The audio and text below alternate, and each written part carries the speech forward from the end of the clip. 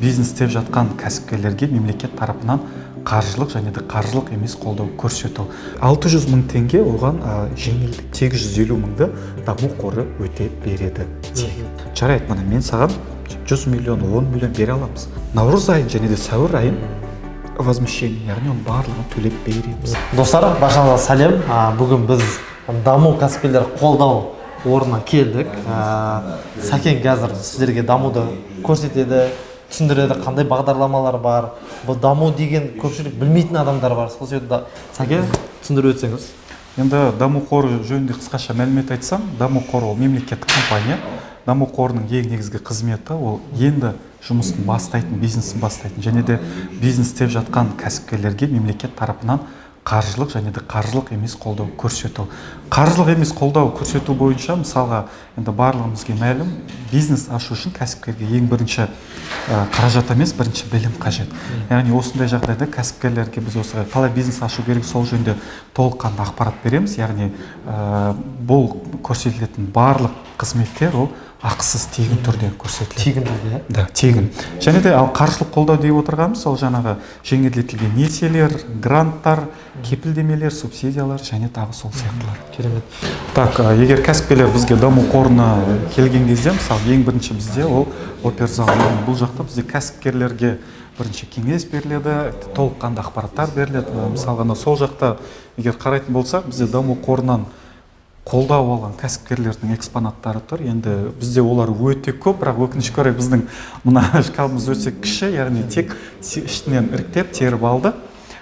Кәсіпкерлер, мысалы, бізге шкаф шығаратын кәсіпкерлерді қолдасаңыз бүйтіп қосып қояды ғой. Әрине, егер сіздердің тараптарыңызда егер даму қорынан қолдау алған өнім шығаратын кәсіпкерлер бар болса, әрине міндетті түрде осы даму қорының шкафына экспонаттарды қосуға болады. Және де келесі біздің бөлім бұл қаржылық қолдау бөлімі, яғни ең негізгі кәсіпкерлердің жобасын қарастыратын отаны деп айтсақ та болады. Яғни қаражаттың шешілетіні, шешілмейтіні осы есіктің артында қарастырылады. Қаржылық қолдау бөлімі, яғни кез келген кәсіпкерлердің мемлекет тарапынан қолдау алу барысында осы жерде қарастырылады. Яғни жеңілдетілген несиенің алу, алмау және де осында менеджерлеріміз отыр. Осыларға үлкен алғыс, себебі күн демей, түн демей жобалардың барлығын қарастырылып, барлығына қолдау көрсетуге әрине өз үлестерін қосуда. Так, ал енді келесі бөлімді қарайтын болсақ, бұл мониторинг бөлімі.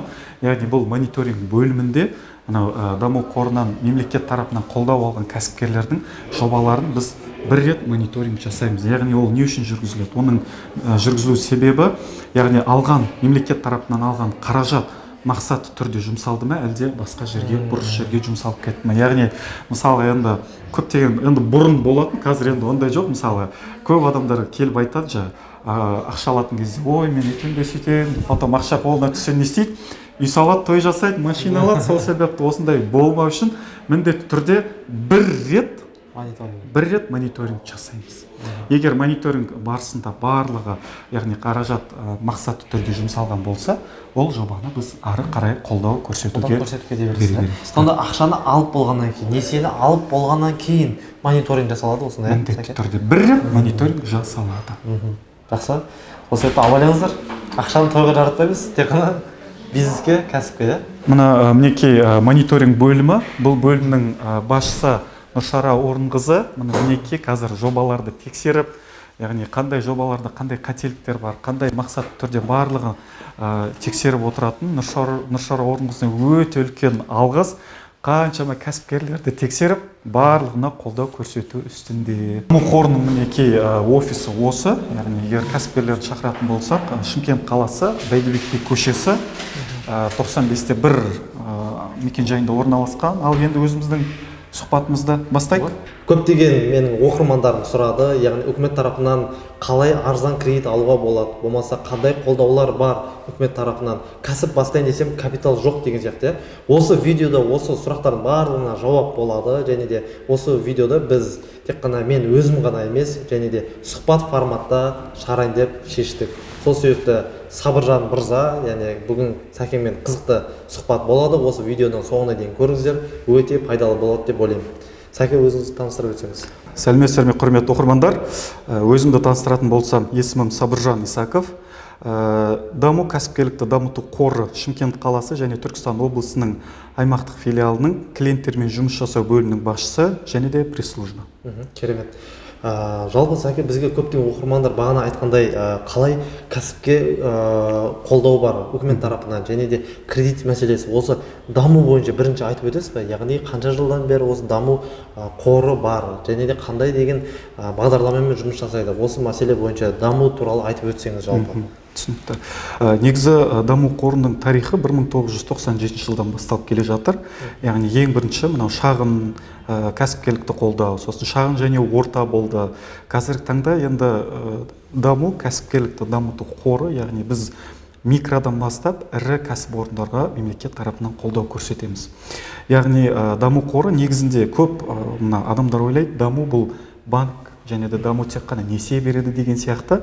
Шындығында келгенде даму қоры ешқандай несие бермейді. Дамудың ең негізгі қызметі ол мынау енді бизнесін бастайтын және де бизнес істеп жатқан кәсіпкерлерге мемлекет тарапынан қолдау көрсету. Яғни қандай қолдау дегенде ол қаржылық қолдау және де қаржылық емес қолдаулар. Осындай даму қорының қолдау түрлері бар. Енді даму қорының қазіргі таңда бірнеше мемлекеттік бағдарламалары бар. Яғни бұл бағдарламалардың барлығының ең негізгі мақсаты ол жаңа кәсіпкерлікке қолдау көрсету болып бағытталған. Яғни қазіргі таңда енді айтатын болсақ, ең негізгі бағдарламалардың бірі ол бизнестің жол картасы 20-25 бағдарламасы болып табылады. Яғни бұл бағдарлама негізінде 3 бағыт бойынша жұмыс жасайды. Ол бірінші бағыт микро және шағын кәсіпкерлерге қолдау көрсету. Екінші бағыт бойынша микро, шағын және де ірі кәсіпорындарды қолдау көрсету және де қарапайым заттар экономикасы болып табылады. Осы бір бағдарламаның құрамында. Енді дамудың қалай қызмет атқарады? Енді жаңа айтқандай, даму қоры негізі тікелей қаражат бермейді. Даму қоры екінші деңгейлі банктерге немесе микроқаржы ұйымдарына өзінің қаражатын орналастырады.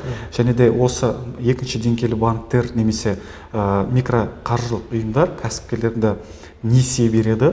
Және де даму осындай жағдайда қандай рөл атқарады дегенде, даму қоры осы алынған несиелердің пайыздарын субсидиялайды. Және де кепілдік егер жетпесе, даму қоры өзінің кепілдемесін ұсынады. Енді бұл қалай? Бұларды енді әрқайсыны жіктеп айтатын болсақ, енді баршамызға белгілі, екінші деңгейлі банктерде несие алу барысында пайыздық үстеме өте жоғары. Енді әр банктың шарттары әртүрлі. Сәке, кешірім сұраймын. Екінші банк деген біздің оқырмандар көбісі түсінеді, кейбіреу түсінбейді. Соны подробно айтсаңыз, халық банк па, ол Каспий банк па, примерно хотя бы бір-екеуінде оңай тілмен жеткізсек біздің оқырмандарға. Негізі екінші банк жайлы айтатын болсақ, бізде Қазақстан Республикасында екі банк бар. Яғни ол бірінші деңгейлі және екінші деңгейлі.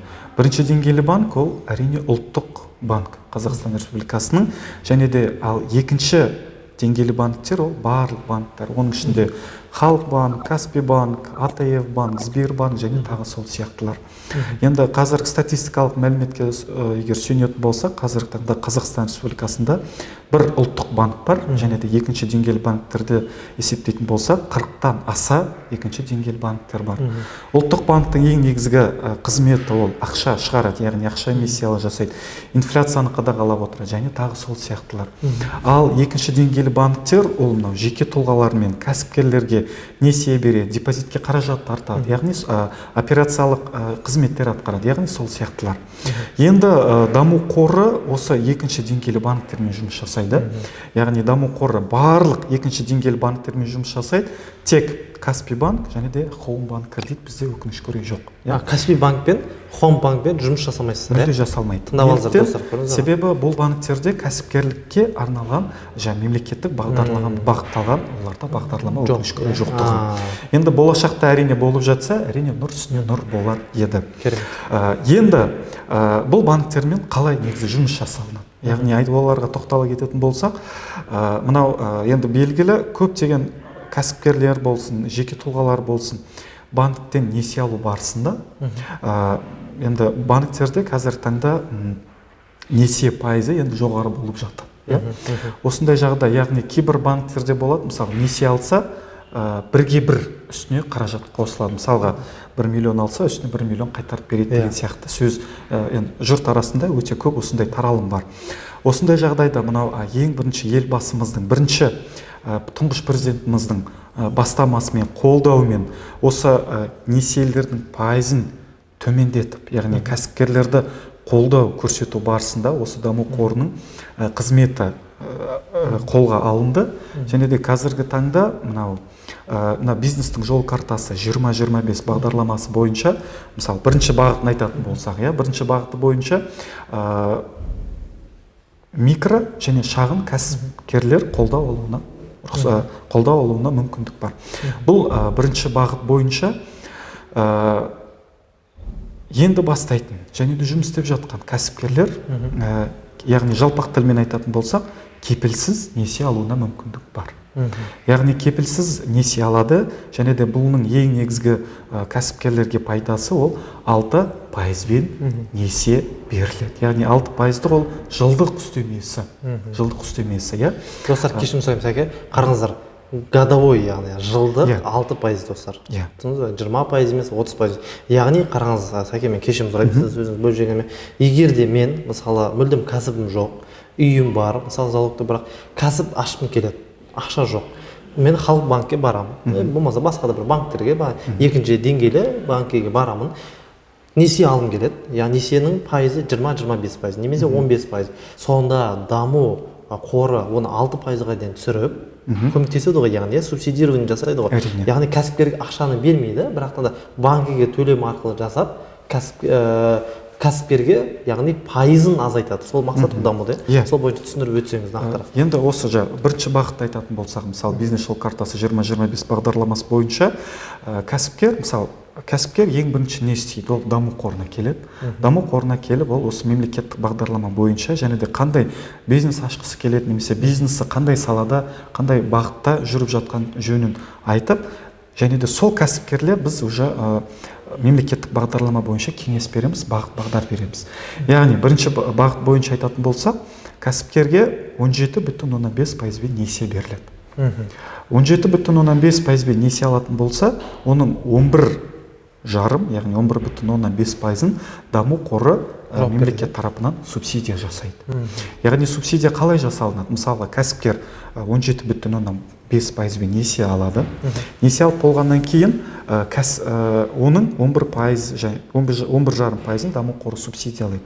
Бізде 3 жақты график, яғни кесте болады. Сол кесте төлем кестесі болады, яғни сол төлем кестесі бойынша кәсіпкер 6%-ын төлейді, даму қоры 11,5%-ын төлейді. Яғни ал негізгі берешекті кәсіпкер енді өзі төлейді. Яғни орысша айтқанда основной долгты кәсіпкер өзі төлейді. Пайызы жоқ береді даму. Яғни мысалға бұл жақта енді мысал айта кетейік. Мысалға бұл бағдарлама бойынша, бірінші бағыт бойынша саудамен айналысатын адамдар алатын болса, оларға максималды сомма айналым қаражат толықтыруға 5 миллион теңге қарастырылған. 5 миллион теңгені кәсіпкер 2 жылға ғана беріледі мерзімі.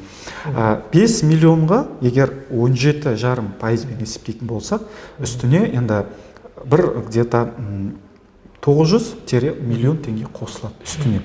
Егер банктен баған 17,5%-бен алатын болсақ. Яғни бұл кезде дамудың рөлі қандай? Осы 5 миллионның үстіне қосылатын 900 мыңның 600 мыңын даму қоры тегін кәсіпкерге тікелей емес, кәсіпкерге банкке төлеп береді ай сайын. Яғни сонда 5 миллионның үстіне 900 мың қосылса, 600 мыңды даму қоры субсидиялап береді. Сонда кәсіпкердің 5 миллионның үстіне қосылатын үстемесі пайыздық 300 мың теңгені құрайды. Яғни кәсіпкер сонда 600 мың теңге оған жеңілдік, яғни орысша айтқанда экономия. Ол лучше ол сол 600 мыңды ол басқа бағытқа жұмсауына мүмкіндік береді. Яғни бұл жерде тағы да бір айта кететін жайт. Енді жаңа айтып отырмын ғой, кепілсіз деп, яғни бұл жақта енді 100% кепілсіз емес, яғни даму қоры осы кәсіпкерді банктың алдында 85% кепілдеме өзі береді, кепілдеме. Кепілсіз деген қандай, кепілді деген қандай, соны оқырмандар түсіндіріп кетсеңіз. Енді кепілдік несие деген сол кәсіпкер міндетті түрде несие алу барысында банктың алдында бір кепілдік зат қояды. Кепілдік зат есебінде ол үй, жылжымайтын мүлік, жылжымалы мүлік болуы мүмкін, жер және тағы сол сияқты өзінің атында немесе басқа бір жекеменшіктің атында бар бір мүлікті қояды. Залог қояды. Яғни залог қояды. Қазақ тілінде айтқанда, қазақша айтқанда. Ал кепілсіз деп отырған сол яғни кәсіпкер еш нәрсе қоймайды. Яғни кепілсіз деп отқанымыз бұл кәсіпкердің орнына даму қоры 85% өзінің кепілдігін ұсынады. Яғни мысалға бұл қандай мағынаны білдіреді? Мысалға енді Құдай сақтасын, кәсіпкер бір форс-мажор болып қалды, бір келеңсіз жағдай болып қалды. Кәсіпкер жаңа дамудың кепілдемесімен несие алды, бірақ бір келеңсіз жағдаймен төлей алмай қалды. Сондай жағдайда не істейді? Сондай жағдай болған кезде даму қоры 85% жаңа кәсіпкердің несиесін өзі өтеп береді.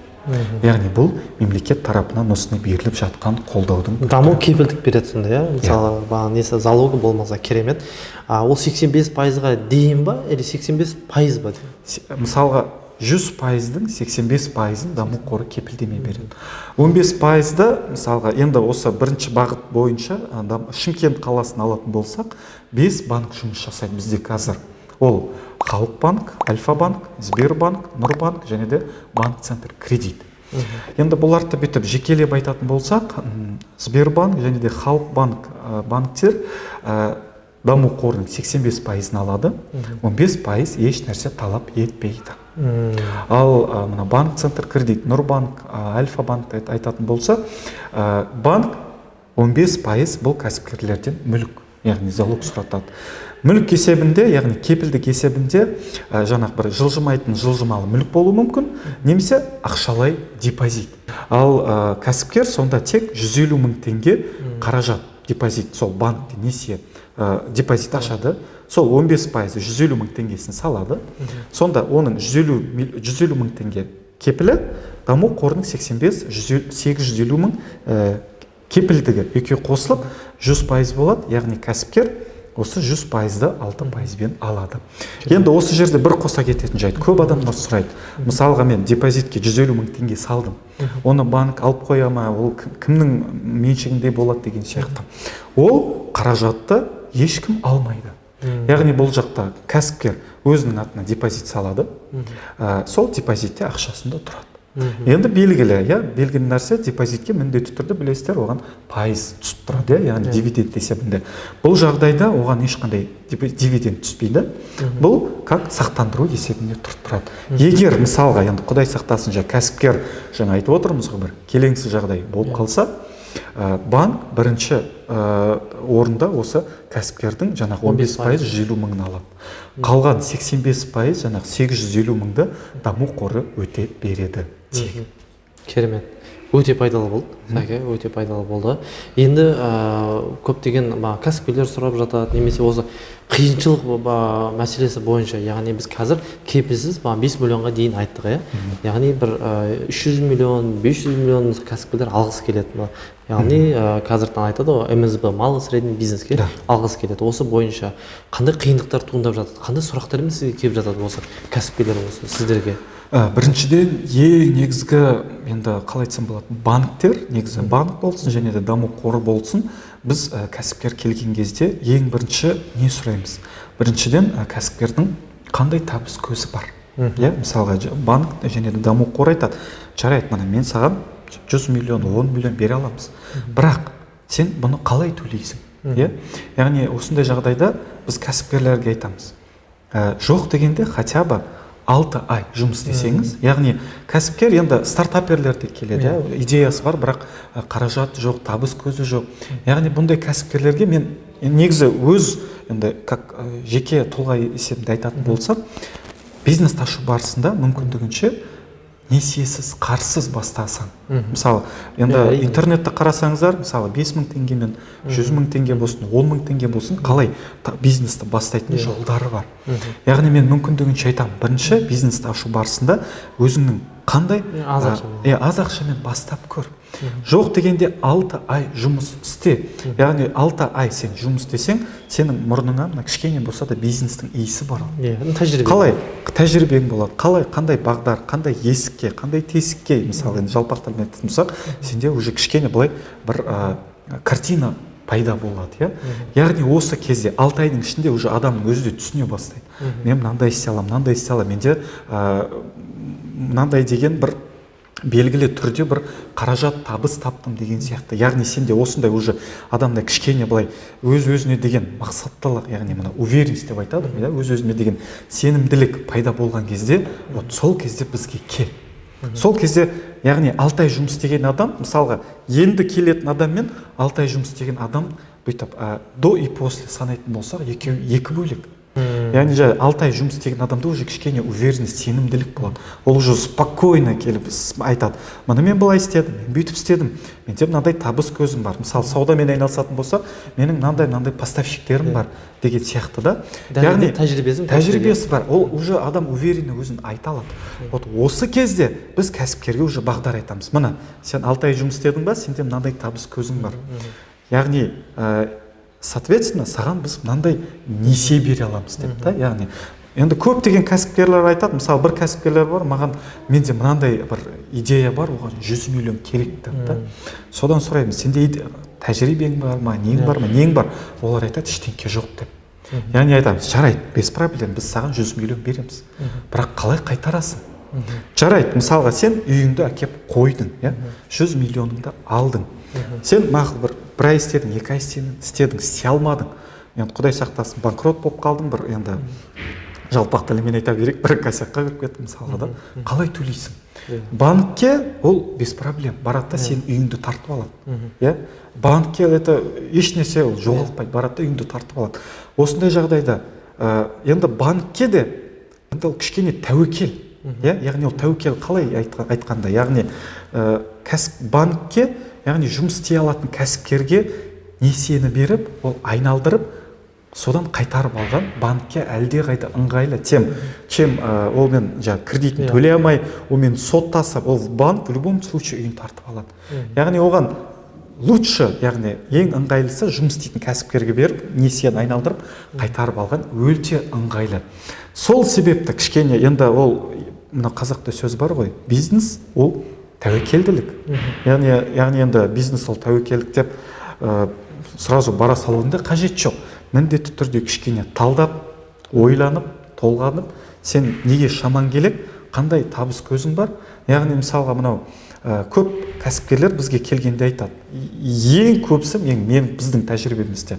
Мысалға айтады: мен мысалы бір 5 ай жұмыс істедім, бірақ налогты мен қазір упрощенкамен төлеп жатырмын, немесе минимальный соманы көрсетіп жатырмын.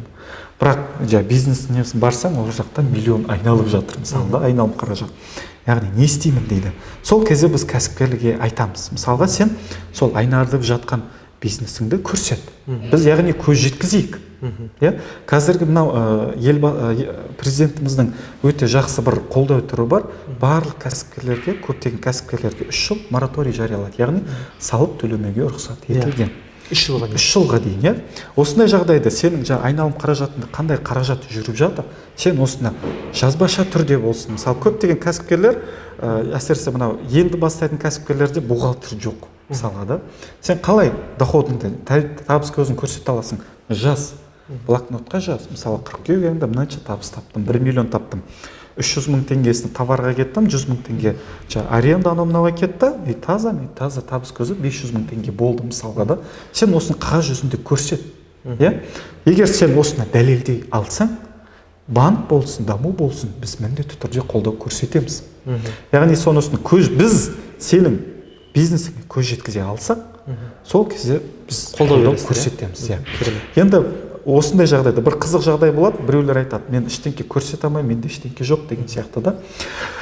Айтамыз, енді дәптерің ба, нең бар, соны көрсет деп. Хотя бы журнал болсын.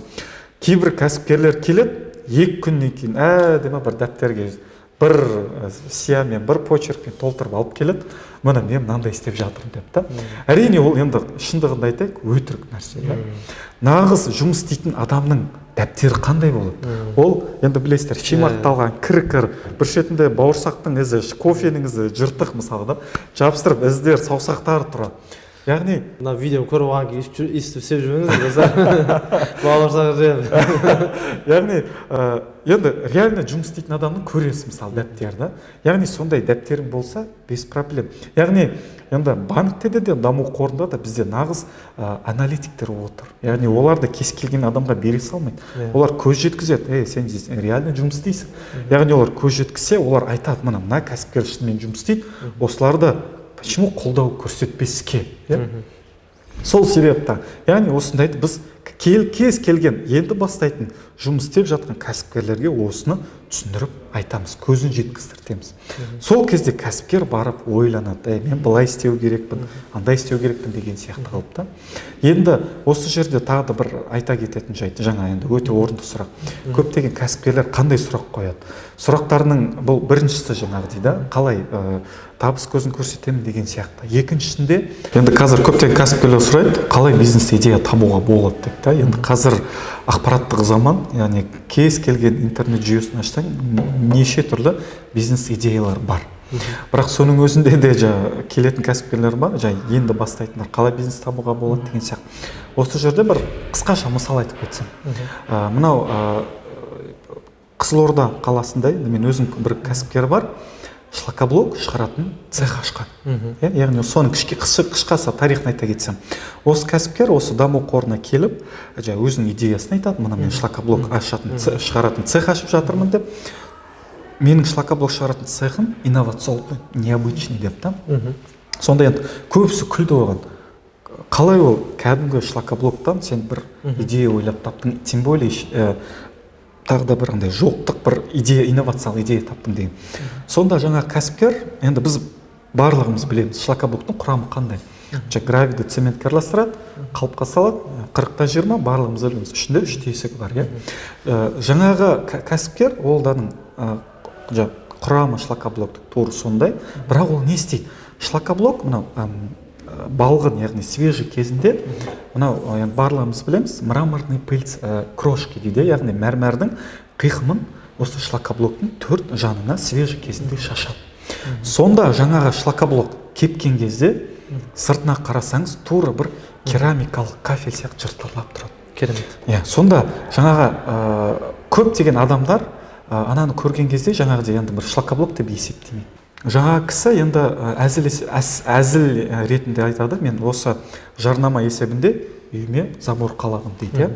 Сөйтіп үйге келген барлық ағайындар... Бірінші идея келмей тұр, өз үйін қалап алды. Өзінің заборына, жоқ, ол кішігірім бастады, бірақ енді соны рекламаға, маркетингке қаражаты жоқ. Ол қалай не істейді? Ол бірінші үйіне, қаланың орталығында тұрып, забор қалайды. Сөйтіп айтады, ағайындар, достар, көршілердің барлығы маған келіп күледі дейді. Сен ақшам жоқ деп жылайсың, өзің мрамордан забор қалапсың ғой деген сияқты қыпта. Яғни көп барлық адамдар ана көргенде ойлайды екен, мраморлық бір забор екен деп. Шындығында ол кәдімгі мәрмәрдің қалдығы. Яғни бір сөзбен орысша айтқанда безотходное производство.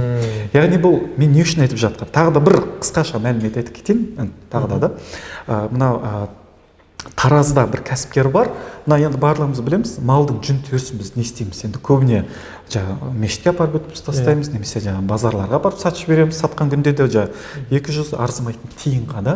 Осы бір тараздық кәсіпкер осы малдың жүн терісін Қытайдан арнайы бір оборудование, құрал алып келеді. Яғни ол құрал енді 2 в 1, яғни енді екі бір ерекшелігі бар. Ол жаңағы малдың жүн терісін салады, оның ішінде қайшысы бар, малдың жүнін қырқып алады. Сөйтіп оның ішінен мынау білесіздер ғой, стекловата деп айтады. Енді стекловата не істейміз? Біз трубаларды ораймыз, жылуды сақтап тұрады деп. Ал жаңағы тараздық кәсіпкер осы малдың жүнінен минвата шығарады. Енді барлығымызға белгілі, минвата ол өте қымбат тұрады. Және де ол таза, енді өзі айтып тұр, минеральды вата, яғни таза натуральный қойдың жүнінен. Қойдың жүнінен, мына осындай қойдың жүнінен сондай минвата шығарады. Енді қойдың жүнін қырқып алдық, не қалады? Тері қалады, Енді ол малдың осы қойдың терісін не істейді? Қойдың терісін енді мынау көпшілігіміз енді әйел қауымдар біледі, барлығымыздың қазір енді үйімізде мода болып кетті ғой, синтефон одеялдар, көрпешелер бар. Яғни синтефон көрпешелер олар қандай? Олар жеңіл, жылуды сақтап тұрады, әрі андай көп орын алмайды. Осындай жағдайда мына осындай малдың терісінен таза, натуральный осындай синтефон одеялдар, көрпешелер сатып шығарады. Және де ол кісінің, тараздық кәсіпкердің бір айтатыны, мен осы өнімдерді оңтүстік өңірге емес, солтүстік Қазақстанға апарып өткіземін, ол жақта өте талап кетеді дейді. Потому что натуральный продукт. Солай сіздерге қолдады ғой мынау екеуі. Сіз айтып жатсыз қазір да, Сәке, Қызылорда, Тараз деп жатсыз. Яғни Шымкент қаласынан ғана емес, осы даму біз Шымкент қаласындамыз қазір, бірақтан басқа қаладан да, яғни келе береді. Барлық облыста біздің филиал бар. Ол бағана Қызылорда қаласына қанша, яғни теңгемен ақшалай қолдау көрсетілді? Яғни ол пайызден сіздер, 6%, 7%, 11%, қанша пайыз болды? Енді бізде бізде 14%-бен берілетін, яғни оның 7%-ын даму қоры субсидиялайды, кәсіпкер 7%-ын несие алатын болатын. Яғни 50% ғой былай айтқанда. 50%, да. Енді сомасын өкінішке орай айта алмаймын, ол коммерческалық, енді ол кәсіпкерлер ренжуі мүмкін. Енді бұл мысалдарды мен не үшін айтып жатырмын? Айтып жатқан себебім, жаңа айтып отырмын, көптеген кәсіпкерлер айтады, қалай идея ойлап табу керек деп, Яғни мен осы жерде бір қоса кететін жайт. Идея ойлап табу барысында екінші велосипед ойлап табудың қажеті жоқ. Өте дұрыс айтады, кешірім сұраймын, Сәке. Осы идея мәселесі алдыңғы видеода сіздерге айтқан болатынбыз. Және де осы егер идея мәселесі сіздерге керек болып жатса, біздің пробизнес кәсіпкерлік мектебіне келсеңіздер, яғни біз кәсіпті нөлден бастауға үйретеміз. Және идея керек болса, осы көптеген кәсіпкерлер яғни бірінші идеядан қиналады дейді. Сол себепті біздің кәсіпкерлік мектеп пробизнестерге көмектеседі. Және де тәжірибе керек болса, осы пробизнес біздің кәсіпкерлік мектепке келсеңіздер болады. Жалпы Сәке, мына жерде мынандай сұрақ туындап жатыр. Егер мысалы адам кредит алу үшін бірінші банкке барады, ол дұрыс па? Ол мысалы кәсібін бастады, мысалы 6 ай кәсібін бастады, бірінші ол банкеге барады ма, немесе бірінші дамуға барады ма? Соны шаг за шагын түсіндіріп берсеңіз, қалай болады екен? Енді негізі кәсіпкерлерге біз айтатын бірінші даму қорына келсе. Бірінші. Яғни ол айтады, мысалы менің определенно осындай бір бизнесім бар, мынандай жұмыс істеп жатырмын, примерно мынандай табыс көзім бар деген сияқты. Яғни мен жаңа айтқандай, бізде даму қорында бірнеше мемлекеттік бағдарламалар бар. Яғни оның бизнесіне, оның бизнес саласына қандай бағытта жұмыс жасайды, біз автоматты түрде оған қандай мемлекеттік бағдарлама сай келеді, соны айтып түсіндіреміз автоматты түрде. Сосын, енді мен жаңа айтып отырмын, мен клиенттермен жұмыс жасау және де сүйемелдеу бөлімінің басшысымын. Яғни көптеген кәсіпкерлер бизнесті қалай құжат жинау керек, банктың не екенін, бизнес жоспардың түсінбейді көбісі.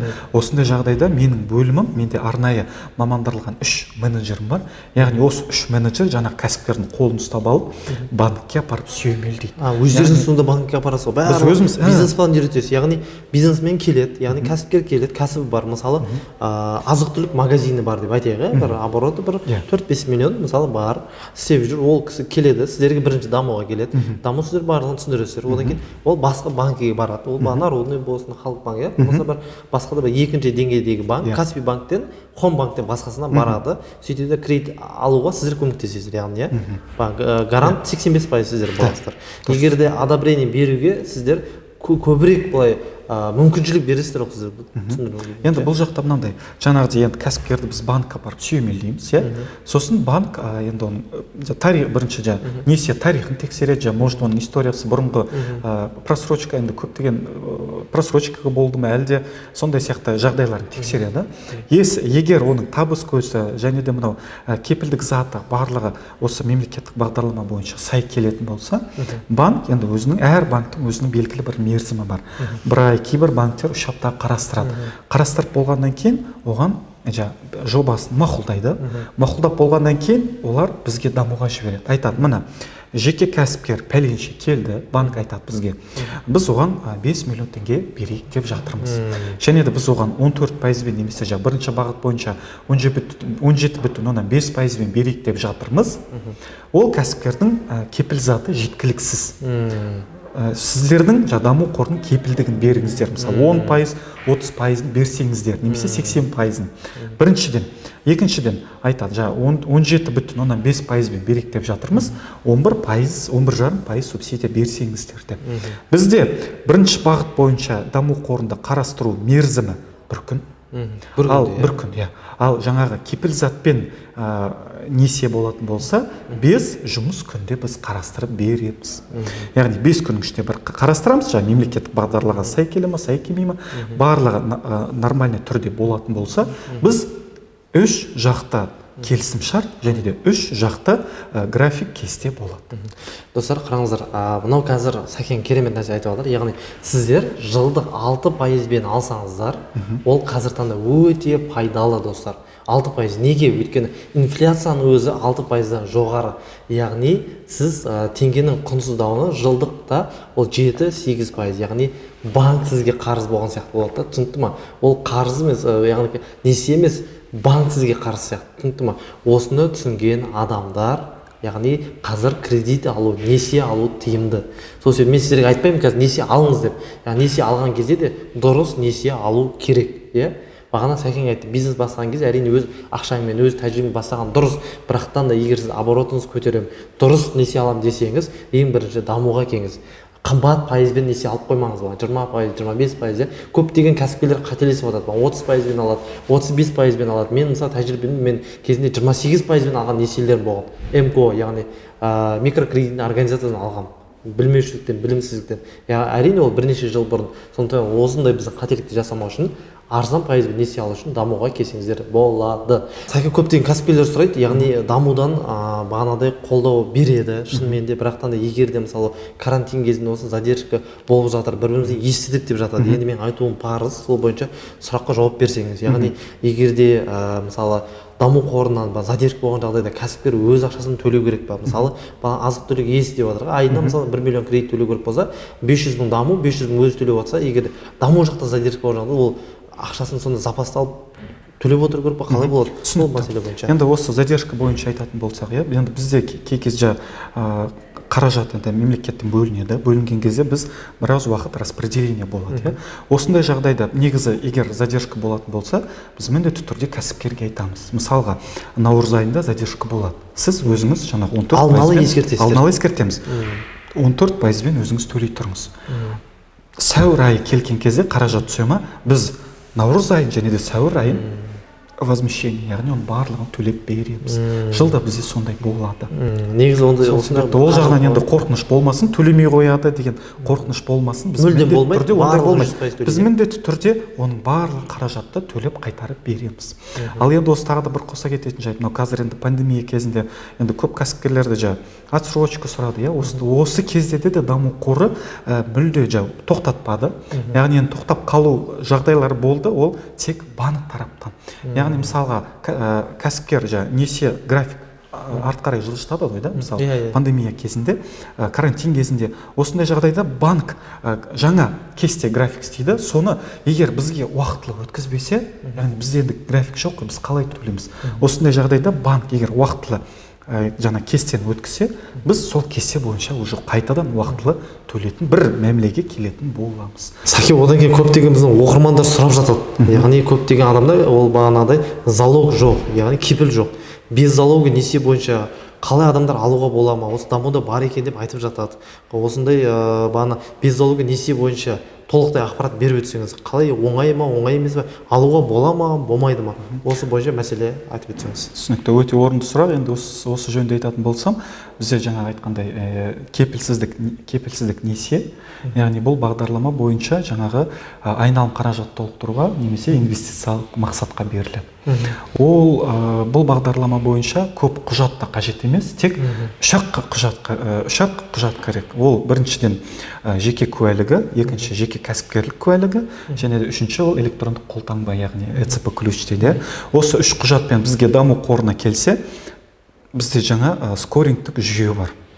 Осы скорингтік жүйенің арқасында бір ары кетсе бір 20-10 минуттың ішінде ол кәсіпкер несие алуына бола ма, болмай ма, сразу тексеріп уже шешім шығарып бере аламыз. Достар, қараңыздар, жеке куәлік, ИП-ның құжаты бар, ИП яғни кәсіпкер несі, 3 ЭЦП 10 минут 15 минутта сізге без залога, яғни несие бағанағыдай кепілсіз несие алуға бола ма болмай ма, соны даму айтып береді. Яғни бұл жерде, яғни қараңыз қызығы 6%-бен ғой дұрыс па? 6-7%, яғни төмен пайызбен без залога, яғни ол 5 миллион теңгеге сіз 6% алсаңыз, ол деген өте керемет және керемет ұсыныс деп мен ойлаймын. Сол себепті несиені дұрыс алып үйреніңіздер, және де несиені без залога, яғни кепілсіз алсаңыз өте керемет деп мен ойлаймын. Сондықтан оны 21 жастағы адамдар барлығы ала алады ғой. Банктер енді бізде 21-ден жоғары және де зейнетке әлі жетпеген, яғни предпенсионный дейді ғой. Яғни осы кез келген кәсіпкерлер алуына. Сіздерде сонда база бар. Сіздер тексере бересіздер. Банкке барудың қажеті жоқ. Дамуға келеді, бірінші орында, Енді мен жаңа айтқандай, кәсіпкер енді желательно бірінші бізге келсе, біз уже ары қарай оған қай бағыт, қай жерге бару керек екенін полностью өзіміз түсіндіріп сүйемелдейміз. Енді Сәке, осы кәсіпкерлерге қандай кеңес бересіз? Мысалы, несие аламын, сіз айтыңыз, дамуға кел дедіңіз. Жарайды, келеді. Қандай салаларды қолдау көрсетесіз? Сіз айттыңыз бағанадай, осында бірнеше саланы айтып өтсеңіз, қандай сала бар бірінші, және де қалай ол ең бірінші банктен, яғни одобрение алуы маңызды оның, осы мәселе бойынша айтып кетсеңіз. Түсінікті. Енді жаңа даму қоры, енді бізде жаңа бірнеше мемлекеттік бағдарлама бар дедік. Яғни бұл бағдарламалар бойынша бізде бизнес саласы бойынша шектеу жоқ. Яғни біз кез келген кәсіпкерлерге қолдау көрсетеміз. Видеограф болсын, фотограф болсын, кез келген сауда-саттық болсын, бір қызмет саласы болсын, услуга болсын, мысалы әсемдік салон, автокөлік жуу, яғни енді өте көп, айтатын болсақ. Бізде тек бірнеше салаларды біз өкінішке орай қолдау көрсетпейміз. Оларды айтып кететін болсақ, бірінші ол мынау казино, азарттық ойындарды мүлде біз қарастырмаймыз өкінішке орай.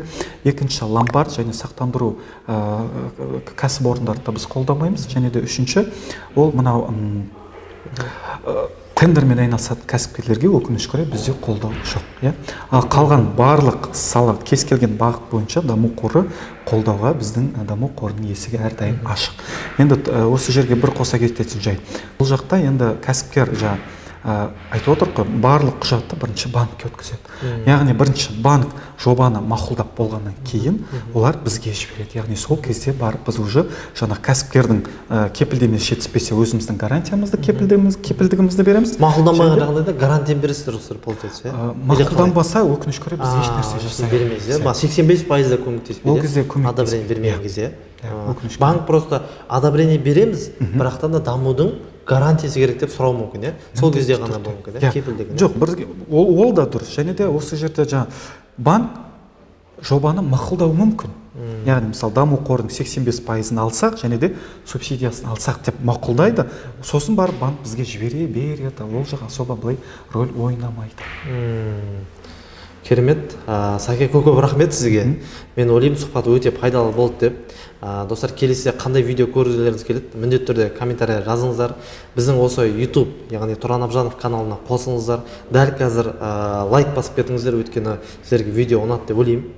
Сәке, тағы да сізге алғысым шексіз. Сіздерге рахмет келгендеріңізге. Кәсіп бастаушыларға және көптеген кәсіпкерлер қалай арзан несие алсам, үкімет тарапынан қандай қолдау бар, және де даму бағдарламасын білмейтін көптеген азаматшыларымыз бар. Соған осындай пайдалы видео болды деп ойлаймын. Көп рахмет. Жақсылықта жолыққанша. Рахмет сіздерге де келгендеріңізге. Даму қорына келіңіздер.